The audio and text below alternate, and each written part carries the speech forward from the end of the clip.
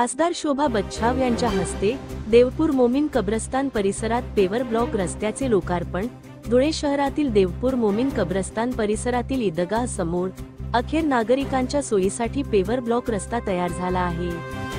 धुळे महानगरपालिका क्षेत्रात अल्पसंख्याक बहुल नागरी विकास योजनेअंतर्गत मंजूर झालेल्या 19,99,000 रुपयांच्या निधीतून हे काम पूर्ण झाले आहे। खासदार शोभा बच्छाव यांच्या हस्ते या रस्त्याचे लोकार्पण करण्यात आले।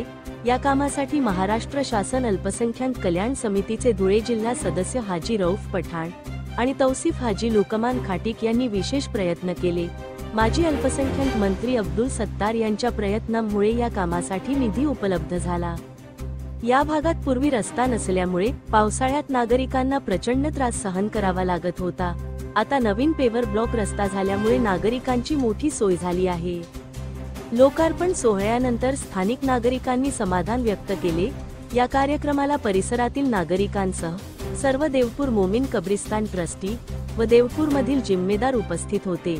यामध्ये हाजी जाहीद, हाजी हुस्नुद्दीन, हाजी लुकमान, हाजी शकील, फारूक हाजी, इफ्फू अन्सारी, युसुफ खाटीक, ललवा भैया, हाजी रफीक पत्रकार, माजिद अन्सारी, हाजी गफूर, मोइन भाई, गुड्डू भाई, मुन्ना बापू, अशफाक हाजी ठेकेदार, आवेश भाई, ताहिर भाई, राहिल सर, सकलैन खाटीक उपस्थित होते। धुळे क्राईम न्यूज साठी अब्दुल रहमान मलिक, धुळे। या ठिकाणी धुळे लोकसभा मतदारसंघामध्ये आपले सन्माननीय सामाजिक पदाधिकारी आणि धुळे अल्पसंख्याक विकास कमिटीचे अध्यक्ष सन्मान्य तौसिफभाई खाटीक यांनी अल्पसंख्याक कल्याण विकास निधीच्या माध्यमातून आज आपल्या या कब्रस्तानमध्ये पेवर ब्लॉक बसवलेला आहे।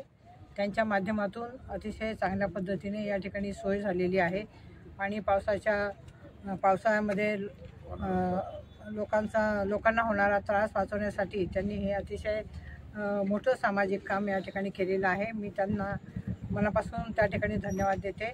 आज त्यांनी माझ्या हस्ते या पेवर ब्लॉकचं जे बसवलेलं आहे त्याचं उद्घाटन केलं, त्याबद्दल मी त्यांच्याप्रती ऋण व्यक्त करते आणि अशीच सामाजिक कामं त्यांच्या हातून व्हावी आणि माझी देखील त्यांना कायम मदत राहील असं मी त्यांना सांगते।